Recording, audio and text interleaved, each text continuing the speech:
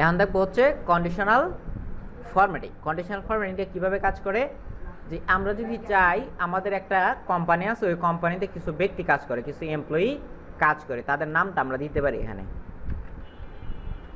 Name, আর এখানে দিলাম মাসের নাম, কোন মাসে কত টাকার প্রোডাক্ট বিক্রি করছে, ঠিক আছে। তারপরে নাম দিলাম যে হাসান, কবির,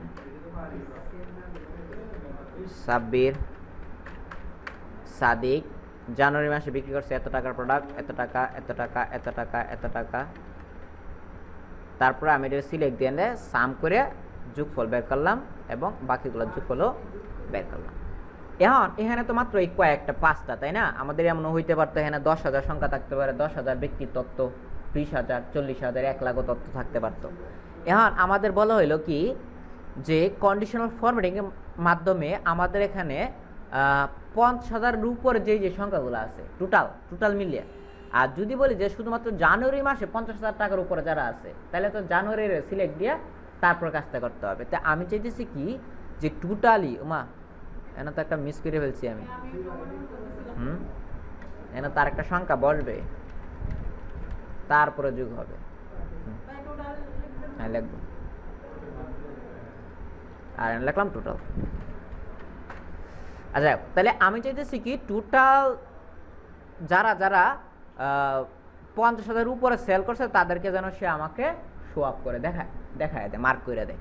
তখন আমরা কি করলাম, কন্ডিশনাল ফরম্যাটিং থেকে হাইলাইট সেলস রুল থেকে আমরা বলে দিলাম কি গ্রেটার দেন, কত এর বড়, গ্রেটার দেন মানে কি কত এর বড়। আমি চাইছিলাম কি 50,000-এর বড়, তাহলে 50,000-এর বড় শুধুমাত্র এই একটা সেলেই আছে। আর যদি চাই যে না এটা তো আমার দরকার নাই, মানে হাইলাইট যে হয়েছে হাইলাইটটা তো দরকার নাই, কারণ এই হাইলাইটের উপরে যদি আবার একটা কন্ডিশন অ্যাপ্লাই করি তাহলে আর বুঝতে পারবো না কোনটা কি ছিল। তখন কি করতে হবে, আবার এটা সিলেক্ট দিয়া কন্ডিশনাল ফরম্যাটিংয়ে গিয়া ক্লিয়ার রুলস, তারপর clear rules from selected sell দিয়ে দিলাম, এই যে, ঠিক আছে। আচ্ছা, তারপরে এখানে আছে কি, যে লেস দেন, গ্রেটার দেন যেমন ছিল বড়, আর লেস দেনটা হবে কি ছোট। তা আমরা চাইতেছি কি 500-এর ছোট, 1,000-এর ছোট যারা আছে ওদের চাকরি নাই, ঠিক আছে। তাইলে আমরা লেস দেনে গিয়ে আমরা বলে দিলাম কি 1,000, এই যে 1,000-এর ছোট, 1,000-এর ছোট শুধুমাত্র 933, আর এন্ড এইগুলোর ভ্যালু হচ্ছে 0, তো এই জন্য এইগুলাও মার্ক হয়ে গেছে। এইগুলো হচ্ছে 1,000-এর ছোট। আমি আর ওকে দিতেছি না, ওকে দিলে কি করতে হবে, বারবার ক্লিয়ার ফরম্যাট করতে হবে, ফরম্যাটটাকে ক্লিয়ার করতে হবে। তারপর আসি কি বিটুইন মানে কি মধ্যে। আমি জানতে চাইতেছি যে 50,000 থেকে 1 লাখ বা 30,000 থেকে 1 লাখ এর ভিতরে কেটা আছে, তাহলে আমরা দিলাম যে 30,000, আর এই দিক দিলাম 1 লাখ। 30,000 থেকে 1 লাখের ভিতরে একজনই আছে। এখন হঠাৎ করে যদি আমার মনে হইতো যে হেন যে 60,000 এই ব্যক্তির মান হবে 60,000, তাহলে এটাও কিন্তু মার্ক হয়ে যাবে, অর্থাৎ এখানে যে লিখবো অটোমেটিকলি মার্ক হয়ে যাবে, কারণ কন্ডিশন তো একবার দিয়ে দিলে কিন্তু হয়ে যায়। তাহলে আবার এটা ক্লিয়ার ফরম্যাট করতে হবে, সিলেক্ট দিলাম কন্ডিশনাল ফরম্যাটিং থেকে manage clear rules from selected sell. আচ্ছা, তারপরে আছে কি ইকুয়াল টু মানে এক্সাক্ট এত এর সমান, যে 60,000-এর সমান কোন সংখ্যাটা আছে, যে এক্সাক্ট সমান। তারপর এখানে আছে কি ট্যাক্স দ্যাট কন্টেন্ট মানে হচ্ছে কি শুধুমাত্র একটা ট্যাক্স মানে কি লেখা। তাহলে এখানে লেখা আছে না নাম হাসান, কবি। তা আমি চাইতেছি এই নামগুলোর ভিতরে বি লেখাটা কার নামের ক্ষেত্রে আছে, অনলি বি। তাহলে আমরা এই কন্ডিশনাল ফরম্যাটে গেলাম, হচ্ছে ট্যাক্স দ্যাট কন্টেন্ট, তারপরে আমরা দিলাম হচ্ছে কি বি, মানে বি লিখে দিলাম। এই যে কবিরের মধ্যে বি আছে, সাব্বিরের মধ্যে বি আছে, এখানে আমি চাইতেছি বি তো মিলতেই হবে, সাথে আইও মিলতে হবে। বি আই দুইটার মধ্যে বি আই আছে, দুইটার মধ্যে বি আই আরও আছে। আচ্ছা, আমি চাইতেছি কি যে কে আছে কোথায়, এই যে কে, সাথে ও আছে কোথায়, মানে কো ম্যাচ করতে হবে, ও ম্যাচ করতে হবে, তো আমি সে শুধুমাত্র শো আপ করবে। আর বি দিলে তো তাহলে এই আইব, এছাড়া তার নাই। এখন যদি কে ও বি, এটা যদি আরো কোনো নামের ক্ষেত্রে, সাপোজ আমি যদি লিখতাম এই কবিরের জায়গায় যদি কবুতর, তাহলে কবুতরের মাধ্যমেও কিন্তু কে আছে, ও আছে, বি আছে, তাহলে এটাও কিন্তু শো আপ হইতো। ঠিক আছে, এরকম নাম যদি কারো না কারো ক্ষেত্রে মিলে যায় তাহলে ওই সবগুলাই, অর্থাৎ আমি যে টেক্সটটা লিখছি এই টেক্সটটা যার যার নামের ক্ষেত্রে মিলবে ওইগুলাই কি হবে, শো আপ হবে বা মার্ক হবে।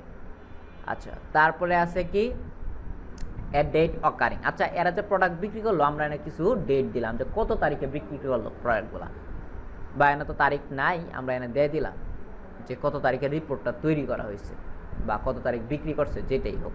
তাহলে আমরা এই ঘরটারে কি করে দিলাম, স্পেশালি শর্ট ডেট করে দিলাম। শর্ট ডেট করে দেওয়ার ফলে কি হবে, এখানে শুধুমাত্র মাসটা দিনটা লিখলেই বছরটা কি হয়ে যাবে, অটোমেটিকলি চলে আসবে। তাহলে আমি এখানে কি করলাম, লিখলাম হচ্ছে আজকে তারিখ 01/10, তারপর 09/09, তারপরে দিলাম হচ্ছে কি 02/10, তারপরে লিখলাম হচ্ছে কি 30/09/10/08। এখানে অনেকগুলা ডেট দিছি।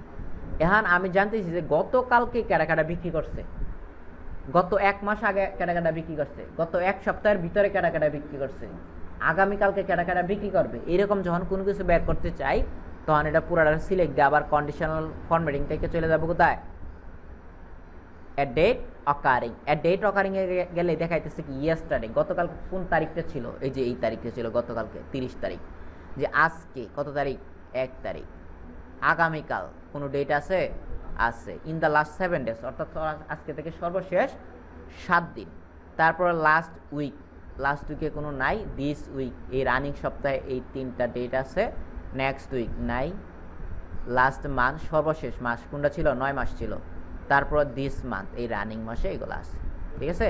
আর নেক্সট মান্থ দিলে পরবর্তী মাস নাই। তো এখানে হচ্ছে এইভাবে ডেট অনুযায়ী সে বের করে দিবে। আচ্ছা, তারপরে চাইতেছি কি যে এখানে কোথাও একই সংখ্যা দুইবার আছে কিনা, এটা দেখার জন্য আমরা আবার কন্ডিশনাল ফরম্যাটিং থেকে এখান থেকে চলে গেলাম হচ্ছে কি ডুপ্লিকেট ভ্যালু। ডুপ্লিকেট ভ্যালু দিলে এখানে ডুপ্লিকেট ভ্যালুগুলো কি হইতেছে, শো আপ হইতেছে, ঠিক আছে। ওকে দিলে যে ডুপ্লিকেটগুলো দেওয়া হইতেছে। আমি যদি আবার ইউনিক করে দিই 55 দিয়ে দিই 56 জায়গা, তাহলে কিন্তু আবার কালো হয়ে যাবে।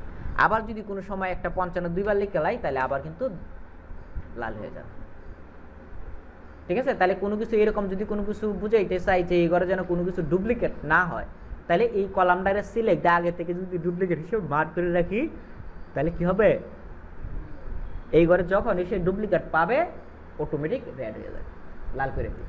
কথা ক্লিয়ার? আজকে এ পর্যন্ত থাক।